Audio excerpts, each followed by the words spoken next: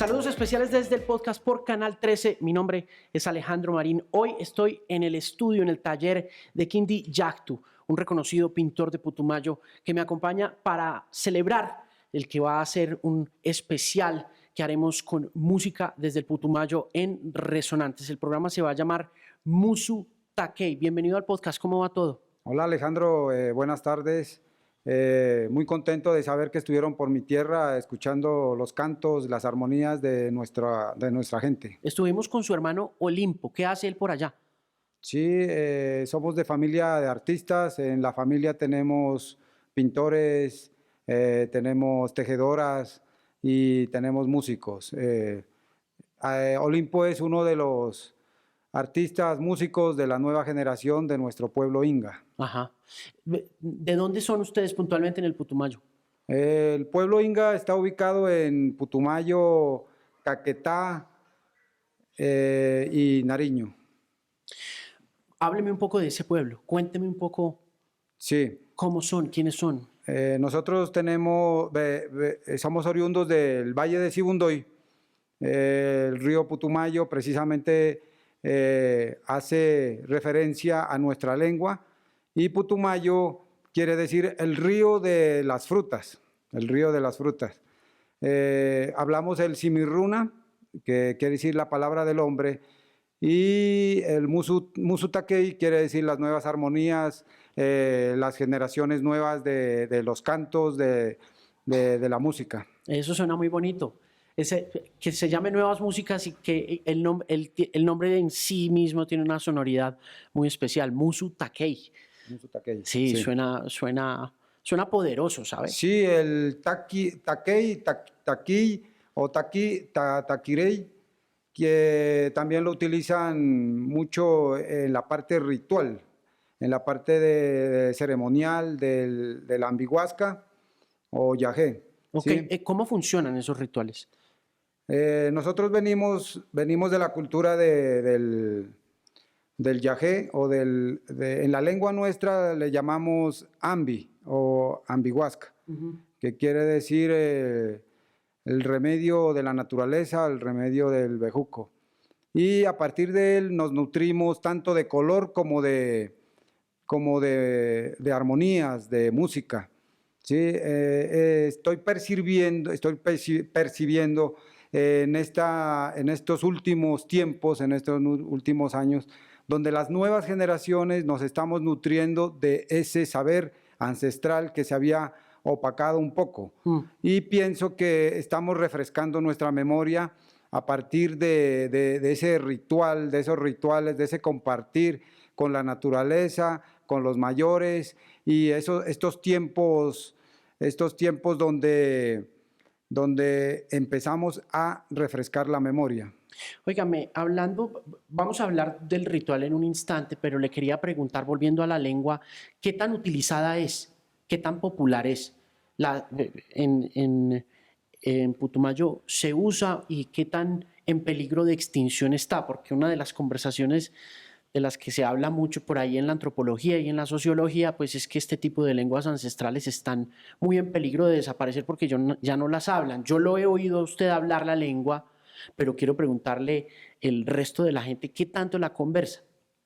Sí, poco a poco se ha ido debilitando, sí, más que todo en la parte de la educación. Claro.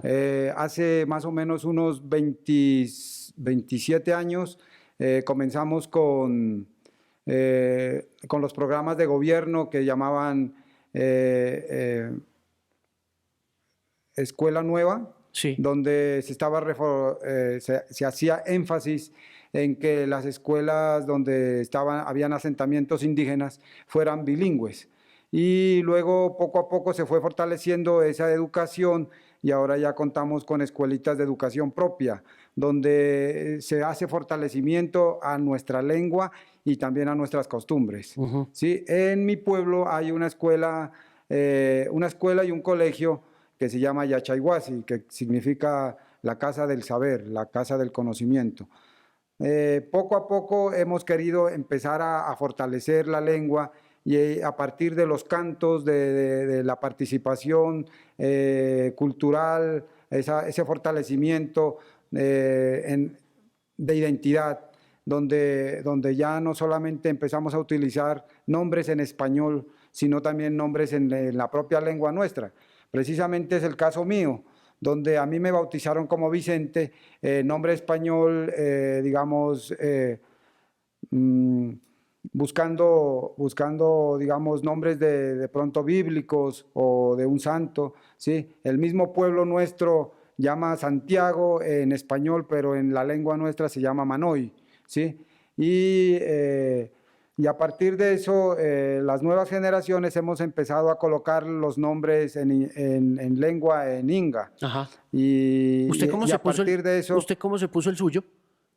pues la verdad, primero les coloqué el nombre a mis hijos. Ah, sí. Sí, tengo una hija que se llama Guaira, tengo un hijo que se llama Yactuindi, Nina Pacari, que significa la que siempre florece, y Tani Yachay, que significa el conocimiento. Ok. Sí. ¿Cuántos años tienen? Tengo una hija de 24 años y comencé muy joven. Sí, en las comunidades indígenas es como bastante la parte de comenzar a hacer familia bastante joven. Pienso que los hijos son la riqueza nuestra. ¿Y arrancó joven allá, en el pueblo? O sea, ¿tuvo la familia allá o la tuvo aquí? Nosotros somos de las generaciones, de las nuevas generaciones indígenas. A partir del espacio que nos abrió la Universidad Nacional, Ajá. hemos llegado a las ciudades a hacer familia, ¿sí? Y a encontrarnos con otros pueblos indígenas. Sí. ¿Sí? Entonces, tú puedes encontrar ahora cruces de indígenas paeses con indígenas huitotos o indígenas de La Guajira, con indígenas del Putumayo, del Cauca. Sí. Oiga, Quindi, volviendo a la pregunta, usted entonces bautiza a los hijos y ya después se pone su nombre, ¿cierto? Sí, sí, porque ellos me preguntaban a mí que porque yo no tenía el nombre en Inga, ¿sí? Y precisamente cada vez que yo hago un cuadro, cada vez que hago una propuesta plástica, ¿sí? Pienso mucho en la lengua, pienso mucho en el lenguaje. Y muchos de mis cuadros los he bautizado en mi propio, en el Cimirruna. Entonces, a partir de ese buscar la identidad, de ese preguntarme y refrescar nuestra memoria, ¿sí? Nace el nombre Quindiyactu, que significa plumas de colibrí. Tiene que ver mucho con la parte del ritual del Ambihuasca, ¿sí? Donde compartimos también el color, porque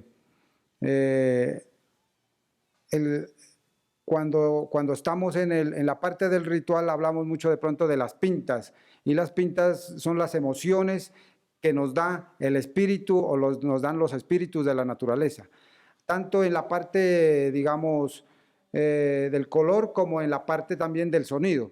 Entonces ahí aparece el taquei, el taqui, que quiere decir el sonido del corazón o el sonido del sentimiento. Ok. En esa práctica, usted me dice, es ancestral. ¿Eso a los cuántos años arrancan a hacerlo? Sí. Mucho antes atrás se compartía de padre a hijo, de hijo de abuelo a nietos, y se iba compartiendo, digamos, generacionalmente. Ahora lo estamos haciendo mucho más, digamos, abierto, donde las ceremonias lo podemos compartir dentro de toda la comunidad, ¿sí? Pero no hay una edad estandarizada, como que Sí. dicen, bueno, a partir de los 12 años puede tomar yaje. No, la verdad no tenemos no tenemos, ¿cómo decir? Una restricción. Unas restricciones, no tenemos restricciones, ¿sí? Muchas familias que vienen herederas del conocimiento lo comparten a tempranas edades, ¿sí? Y hay otras personas que, por ejemplo, hasta de pronto nos hemos alejado, se han alejado de la parte de las costumbres, pero al mismo tiempo, en la misma vida, hace que nuevamente se acerquen a las costumbres. Ujú. Además de ese ritual, ¿qué otros rituales poseen ustedes? Que de pronto hayan llegado al conocimiento de las ciudades, de la gente de, de Bogotá y de otras partes del mundo, porque es que hubo un momento en que se puso de moda tomar yagé, ¿sabe? Como que un montón de gente terminó como apropiándose, buscándolos para experimentar ese ritual, ¿no? Sí, desafortunadamente, al llegar el conocimiento eh, ancestral, sí, de pronto no fue muy bien entendido. Eh, igual pienso que alrededor de la academia fue donde empezó a llegar a las ciudades. Y de la academia sembrando, se fue sembrando esa idea, pero al volverse más amplia, ¿sí? No fue bien entendida, ¿sí? Y de pronto se ha tergiversado mucho la parte del concepto, porque la relación que nosotros tenemos con el ambihuasca es espiritual, ¿sí? Y no es a la parte física de la planta, como lo han hecho entender en muchas partes, ¿sí? Y eso es lo que a nosotros nos han enseñado los mayores, eso es lo que nosotros lo tenemos, esa relación es la que nosotros tenemos a nivel espiritual y universal, Claro. ¿sí? Mire, espiritualmente, ¿qué buscan en el yagé? ¿Hay propósitos? Yo le leía una vez a Octavio Paz en el libro de Carlos Castaneda, que se llama Las enseñanzas de Don Juan, refiriéndose al, al ejercicio espiritual de tomar yagé o de consumir otro tipo de plantas, bejucos, hongos, que no era un fin sino un medio, pero eso es muy difícil de enseñarle como a este hombre moderno. ¿Ustedes qué buscan espiritualmente? Sí, a ver, yo te voy a hacer una comparación. Yo pienso que un pintor o un artista o un músico, ¿sí? Puede ser un chamán, ¿sí? Porque hacemos creación, estamos creando, estamos proponiendo, ¿sí? Alrededor de un sentir, de una forma de ver la vida, ¿sí? Alrededor de esa investigación de pronto interna o también hacia afuera, ¿sí? Entonces, la parte creativa y la parte del conocimiento es totalmente universal, ¿sí? Entonces, es un conocimiento que se ha venido cultivando con la relación que nosotros tenemos a ese tiempo y ese espacio en ese sitio llamado Putumayo o llamado Valle de Sibundoy. Ajá.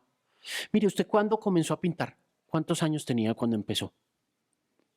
Nosotros somos de familia de artistas, ¿sí? Mi bisabuela era tejedora, mi bisabuelo constructor, arquitecto y artesano, ¿sí? Y a partir de ese compartir rituales también, ¿sí? Porque además de la ceremonia del yagé también tenemos la fiesta de la reconciliación y el perdón que se llama Atumpuncha o Calosturrenda, ¿sí? Donde afloran todos los sonidos, donde es un tiempo especial, el cambio de año para nosotros, donde podemos pedir disculpas, podemos pedir perdón por, por fallas o faltas que hemos cometido, ¿sí? Y lo hacemos compartiendo flores, compartiendo bebidas, compartiendo alimentos o haciendo ofrendas, ¿sí? Claro. También tenemos otras ceremonias donde, por ejemplo, el primer corte de cabello que se le hace al niño para para enseñarle a que está cambiando de la parte de la infancia a una adolescencia. Ajá. Mire, pero volviendo a la pregunta, ¿usted a los cuántos años empezó a pintar? Siendo de familia de artistas y estando rodeado por ese entorno artístico, ¿cuál fue la edad en la que empezó a Sí, aflorar ya esa pasión por la pintura?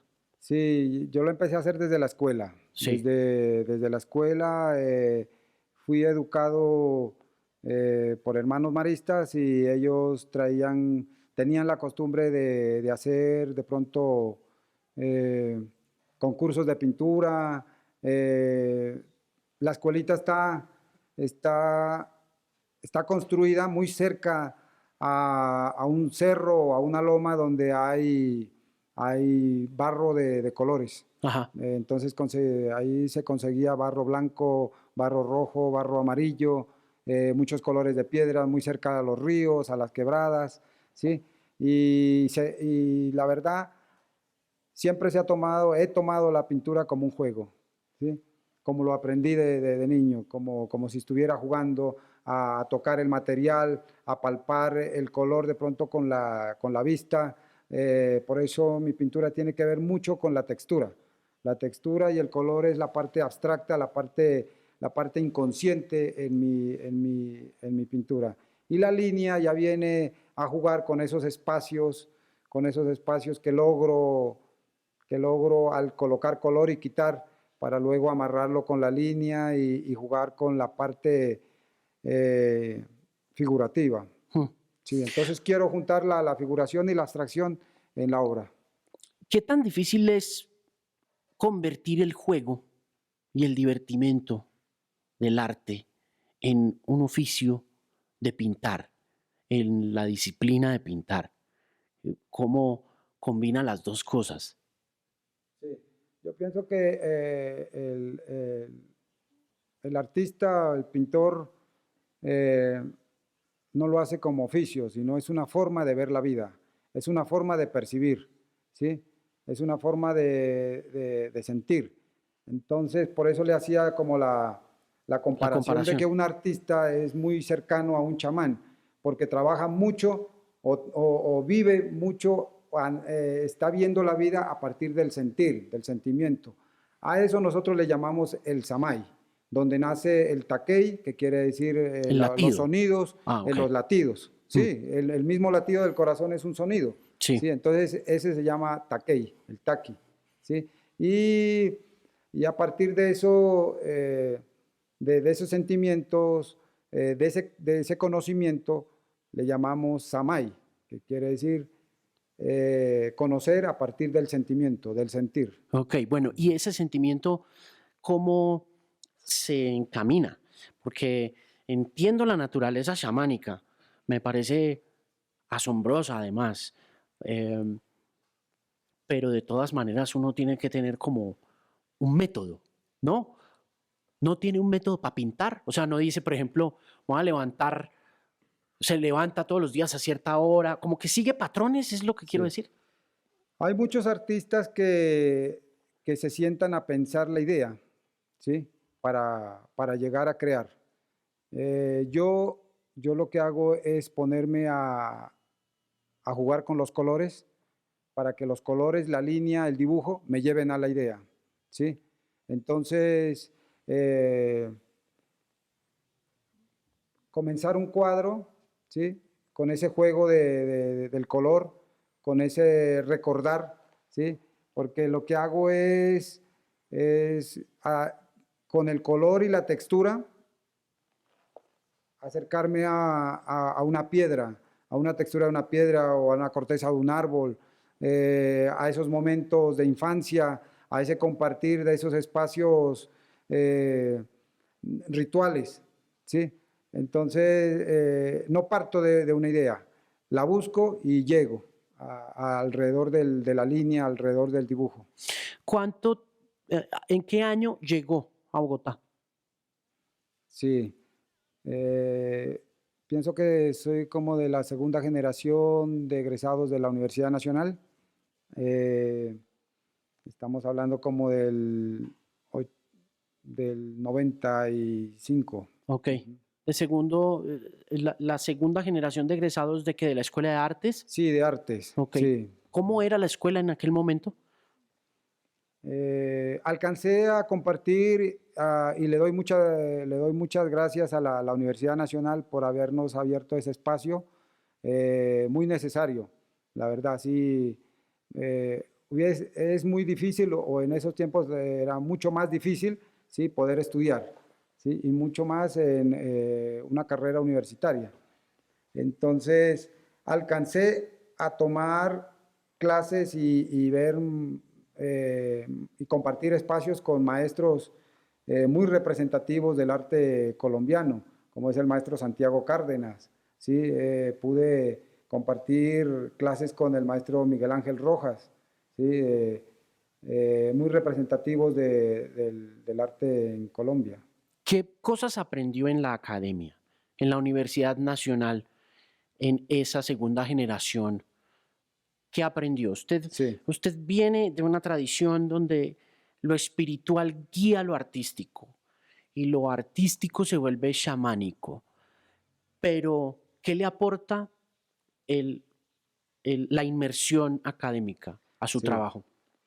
Eh, Pienso que lo más importante que pude conocer fue que la academia me hizo entender lo valioso que nosotros tenemos en nuestras regiones. Ok. ¿Sí? Porque cuando uno está dentro de la región, quiere salir, quiere explorar, quiere ver desde afuera. Y ver desde afuera a uno lo alimenta.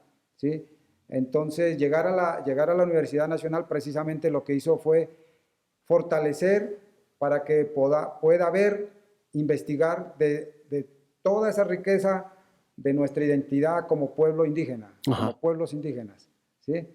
Ese interiorizarme y buscar desde adentro para luego aportar un granito de arena al universo o a esta sociedad colombiana. ¿Qué vio cuando salió? Cuando la universidad le da esa posibilidad de volver a mirar para adentro, ¿qué ve? ¿Qué encontró?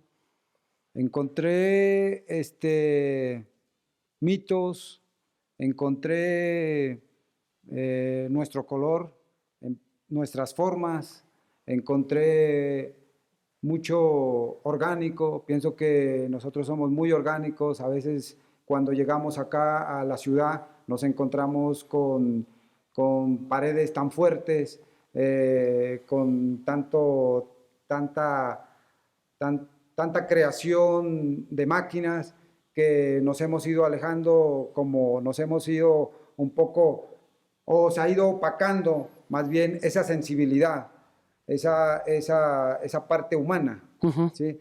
Y pienso que alrededor del color y alrededor de la música, los artistas estamos cada vez fortaleciendo eso que nos ha debilitado a nosotros como personas, como humanos.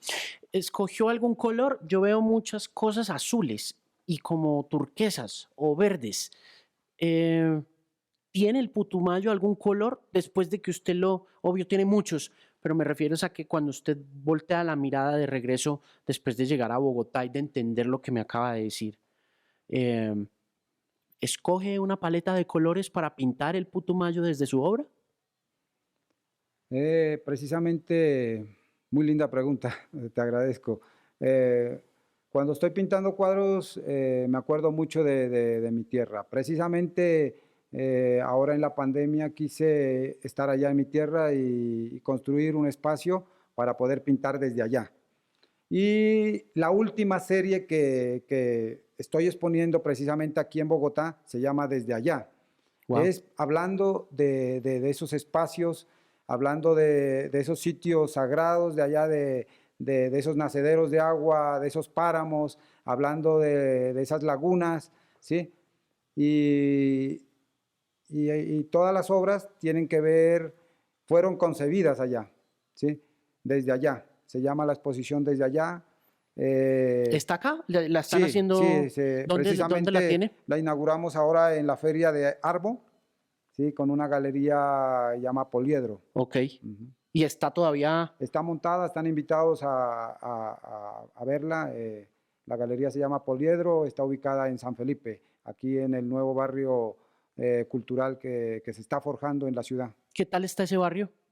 Espectacular, me parece, creo que la ciudad, Bogotá, la necesitaba, ¿sí?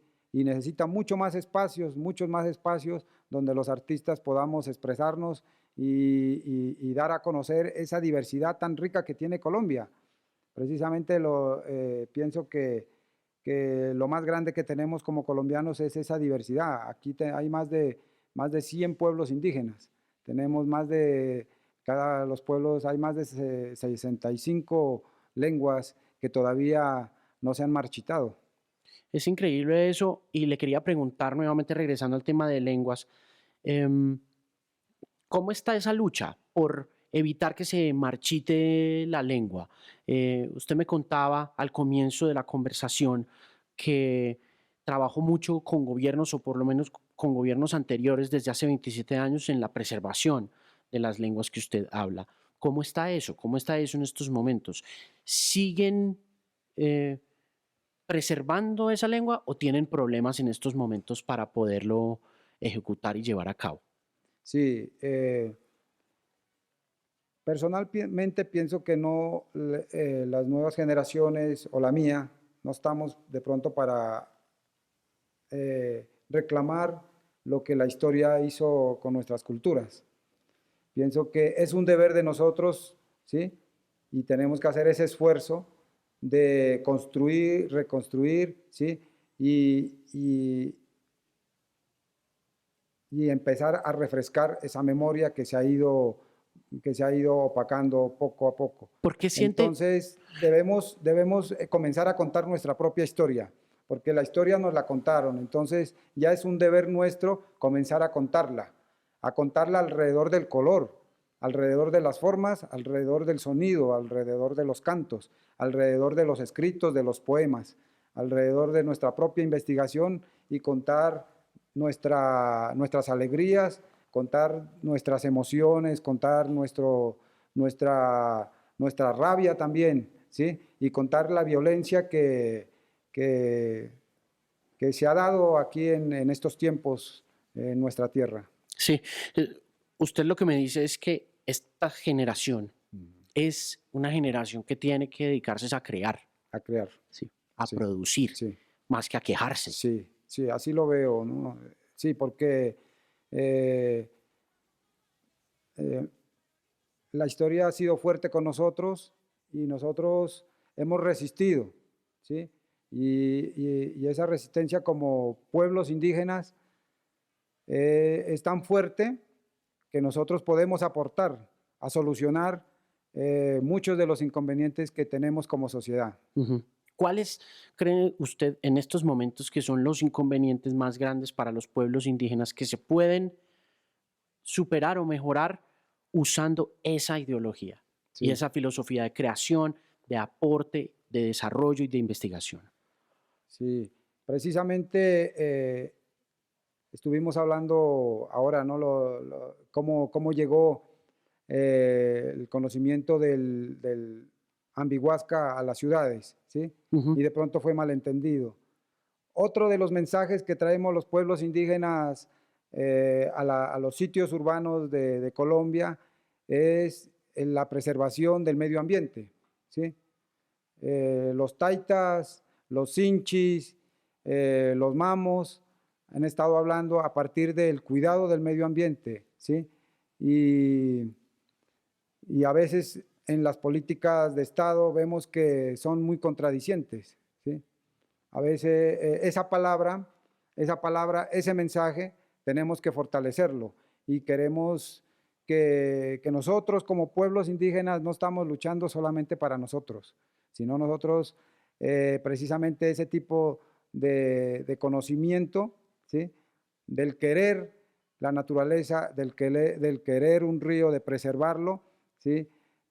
Es alrededor de la vida, de querer la vida, de vivir como parte de esa madre, de esta tierra, ¿sí?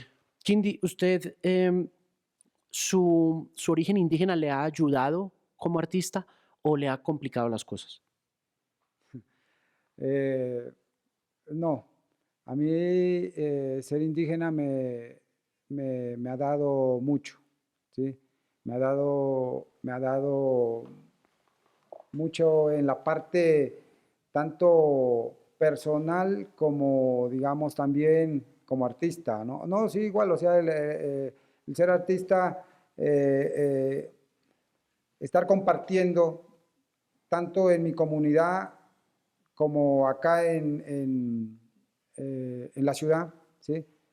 Me ha enriquecido muchísimo más en la parte creativa, ¿sí? Entonces, conocer la academia, saber de la historia del arte occidente, saber cómo creaban o cómo proponían en Europa, en Estados Unidos, en África, en Australia, eso me ha abierto mucho el panorama, Claro, ¿sí? Y a partir de todo eso nutrirme para poder sacar un poco de lo nuestro, un poco de ese sentir, un poco de ese compartir alrededor de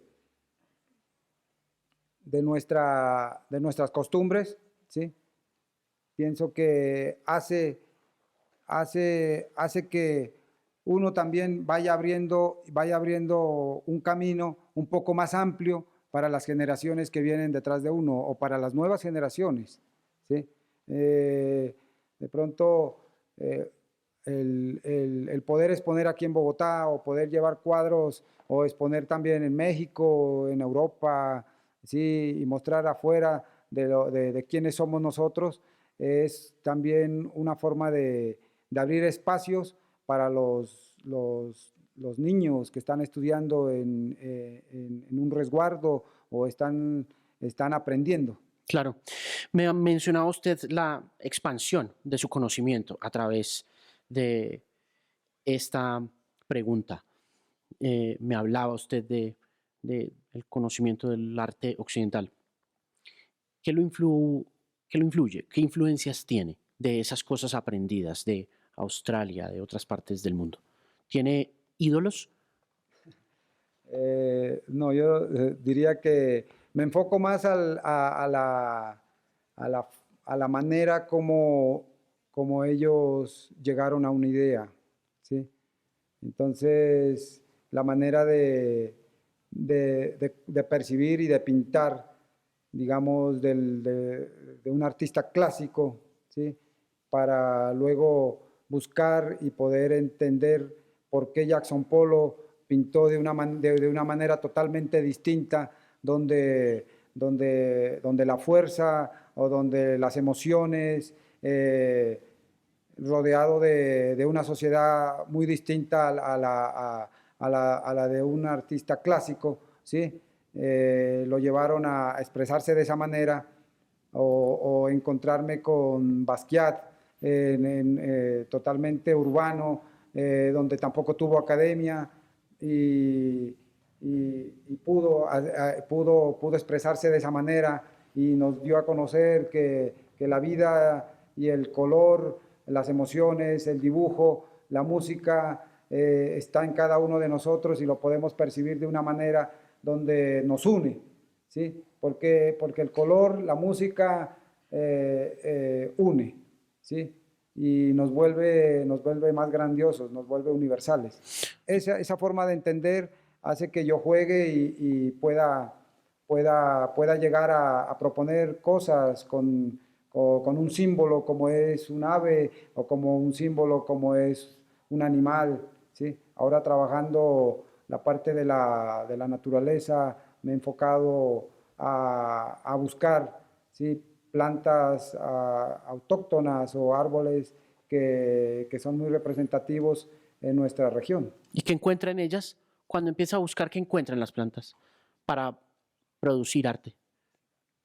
A mí me regala mucho la textura, ¿sí? Yo me acerco bastante a la parte de la textura y la textura hace que yo juegue con lo micro, ¿sí? Porque quiero que las personas que miran las obras quisieran palpar los cuadros con los ojos, palparlos, tocarlos, ¿sí? Y al verlos de cerca me me regalan ciertas emociones y cuando veo las obras de lejos, ellos me hablan de otra manera, ¿sí? Entonces ese juego de acercarme y de estar lejos pareciese ser que me volviera a veces un poco botánico o me volviera un poco escudriñador de la parte, digamos, como científica, ¿no? Sí. No sé. A mí me conmueve mucho en las obras que tiene acá las líneas blancas trazadas con ese fondo súper explosivo, ¿no? Me parece muy diciente, por ejemplo, ese ave ahí en ese cuadro y esa lancha o esa canoa como en la mitad de ese. Me parece no, lo que usted dice, ¿no? También me produce eso a mí, que cuando llegué y miré, lo primero que vi fue el todo, pero después al alejarme un poco veo el detalle, ¿no? Sí, Me parece bonito. sí ese juego de acercarme y alejarme, ¿sí? También hizo que yo jugara con el concepto de la huella, ¿sí? Porque lo que quiero hacer con mis obras y esa textura es acercarme a esa huella, a lo que estuvo anteriormente, ¿sí? Colocar color, hacer dibujo y luego borrar, ¿sí? En sí me lleva a mí a no tener algo establecido, ¿sí? En que la obra no nace de algo que yo ya tengo establecido, sino más bien empiezo a regresar a las primeras pinceladas, porque yo quito color, yo hago un scratch, ¿sí? Para lograr irme a lo que anteriormente estuvo hecho. Entonces juego con el tiempo, juego con el pasado, ¿sí? Y luego con la línea pareciera ser que empiezo ese pasado o ese tiempo, esa textura, esa huella anterior, la refresco con la línea para estar nuevamente en los últimos minutos, en el último tiempo del cuadro. ¿Cuánto le toma hacer una obra? Eh, bueno, ese colocar y quitar, ese juego a la huella, hace que yo no tenga establecido en sí cuándo la voy a terminar el cuadro, porque yo puedo seguir trabajando la obra siempre. ¿Sí? Puedo estar colocando color, puedo estar haciendo dibujo nuevamente, borrarlo nuevamente y nuevamente comenzarlo a tocar el cuadro. Lo que yo hago es alejarme del cuadro, alejarme de la obra. Hay muchos cuadros que nacen en un mes, en 2 meses, en 3 meses, 5 años. Tengo cuadros que todavía no los he terminado del 95. Tremendo. ¿Sí? Del 95. Hay unos cuadros que a veces me pongo a pelear con ellos. Entonces lo que hago es alejarme, dejarlos quietos para buscar un momento donde nuevamente reencontrarme, poderme abrazar un poco, darle la mano al cuadro y empezar a dialogar nuevamente con ellos y de pronto el cuadro que duré como 5 o 7 años sin poderlo terminar, a las 2 horas el cuadro me empezó a hablar y ya lo dejo quieto y ya pareciese ser que nos entendimos. O sea, ¿Ha destruido cuadros? no los he destruido, los he reinterpretado. Ok. Los he reinterpretado, O sea, pero sí. nunca en medio, no sé, de un ataque de rabia, ¿no? Eh, Destruir alguna cosa. Sí, no, precisamente lo que estoy haciendo ahora con la materia que obtengo del Scratch, estoy haciendo obra nueva, ¿sí? Reciclo mucho, tanto ideas como material. Entonces yo no pinto, no hago paletas para mezclar pintura. En donde se está mezclando la pintura, van haciendo una obra, ¿sí? Y a partir de eso, digamos, estoy haciendo obras que vienen siendo hermanas de los cuadros que nacen de un lienzo en blanco, Ujú. ¿sí? ¿Cómo sabe que está terminada? Cuando, cuando ya lo que hago es de pronto alejarme de la obra, ¿sí? Nuevamente casi que voltearla a verla de espaldas, ver la parte de atrás del cuadro para no ver, no ver el otro costado. Y luego juego con él y busco una pared en blanco para dejarlo quieto, ¿sí? Y empezarlo a disfrutar, ¿sí?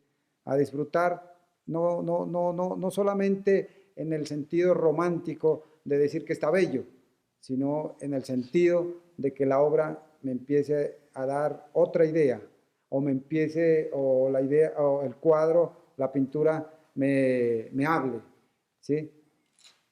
Me habla a mí de una manera, porque el cuadro puede estarle hablando a otra persona muy distinto a lo que uno como artista o como creador lo está concibiendo. ¿Y eso le Y eso gusta? claro, es mucho más enriquecedor, ¿sí? Sí.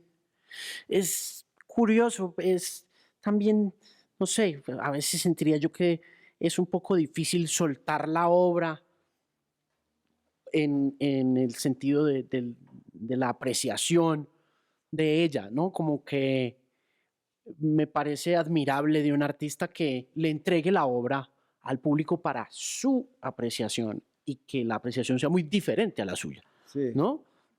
Tanto una canción como un cuadro, como una pintura, pienso que eso es como una ventana que está abriendo el artista y la persona que mira alrededor de esa ventana o a través de esa ventana puede encontrar todo lo que, lo que sus experiencias y sus emociones le den. ¿Ok?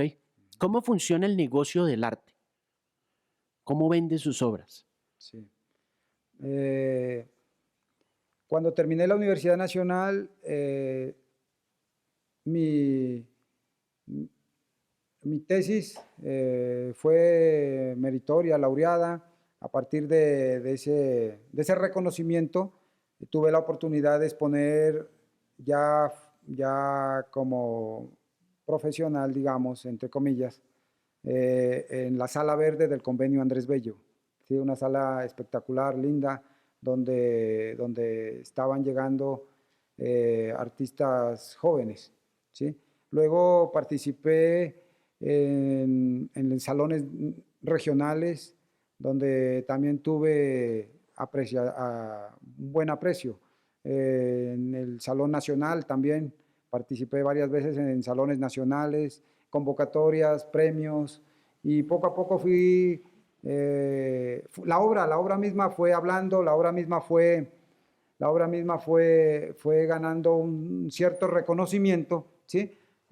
Hasta llegar a los oídos de los galeristas, Ok. ¿sí? Entonces ya me pude encontrar con galeristas de bogotanos, ¿sí? Que es donde en verdad aquí en Colombia pues uno quisiese que hubieran más espacios, ¿no? En Medellín, en otras ciudades, pero la verdad está muy centralizado, está en Bogotá. Sí, todo está muy acá. Y tuve la oportunidad de encontrarme con galeristas muy buenos de la ciudad, con la Galería La Cometa, trabajé un buen tiempo, Esteban Jaramillo, director de la Galería La Cometa, Beatriz Esguerra también, eh, pude participar en Arbo, representado por galeristas colombianos, luego también tuve galeristas venezolanos, pude exponer en México, la obra ha estado también reconocida y se llevó a unos programas con la Alianza Francesa en París.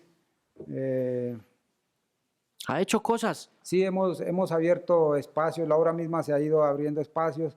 Entonces, la parte comercial lo manejan los galeristas y lo que yo me dedico es a pintar aquí, a jugar, a escudriñar y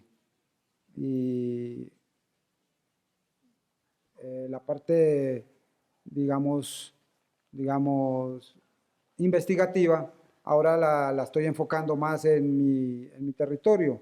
Entonces, la última exposición, como te había contado, se llama Desde Allá y cada 15 días, trato de sacar mucho más tiempo para ir a compartir allá en mi pueblo, en Manoy. ¿Sí? ¿Cuántas obras tiene? yo trabajo una serie, yo trabajo por series, ¿sí? Porque la manera como yo he planteado la forma de pintar hace que yo trabaje 5 o 7 cuadros, 4, 5, 7 cuadros a la vez, porque esperar que el color vaya secando de pronto me amarra o me detiene. Entonces dejo que un cuadro respire y empiezo a trabajar otro y empiezo a trabajar otro y eso me vuelve muy activo. Entonces ahora, por ejemplo, en el Putumayo tengo como 30 obras que están comenzadas, 30 obras que están comenzadas, las dejo allá, me vengo a Bogotá y en Bogotá encuentro otro color, encuentro otra temperatura, encuentro otro ambiente y las obras quiero entrelazarlas. De pronto llevarme unas de acá, terminarlas allá y traer otras de allá del Putumayo, terminarlas acá. Ese juego es muy enriquecedor, ¿sí? Porque cambiar de espacios también hace que uno cambie de percepción, de sentimientos. Kindy, los hijos están en arte, me imagino. Sí, están muy cerca de la música. Como tú sabes, mi hermano músico, mi hijo está escudriñando en las palabras, un poco en la parte de la escritura. Escribiendo. Sí, una hija que le gusta el canto, le gusta la música también. Entonces, pienso que alrededor de ese Samay estamos dando a conocer la forma de percibir como nueva generación indígena. Muchas gracias por recibirme en su estudio, de veras es un honor y como lo decía al comienzo de la conversación, es la primera vez que estoy tan cerca del arte y en particular como de la pintura, porque yo estoy como muy metido en la música, entonces he estado en estudios con músicos y todo, pero nunca había estado en el taller de un pintor y encuentro fascinante todo lo que hay acá y sobre todo lo que le decía también antes por fuera de cámaras, el amor que se respira dentro de la sala. Ha sido un placer conversar y conocerlo. Alejandro, para mí también ha sido un gran gusto, gran felicidad, ¿sí? Que nos regalen estos espacios para poder darnos a conocer. Aquí está con nosotros Kindy Yactu y él es pintor del Putumayo.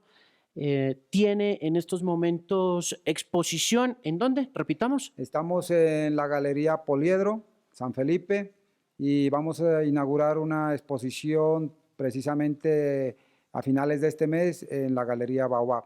Y nosotros por nuestro lado estamos haciendo Musu Takei, Resonantes en Putumayo, un programa dedicado a 5 músicos de esa región. Así que los esperamos y los invitamos muy especialmente este 15 de noviembre para que se conecten con nuestra señal aquí en Canal 13. Mi nombre es Alejandro Marín y este es el podcast. Buenas noches.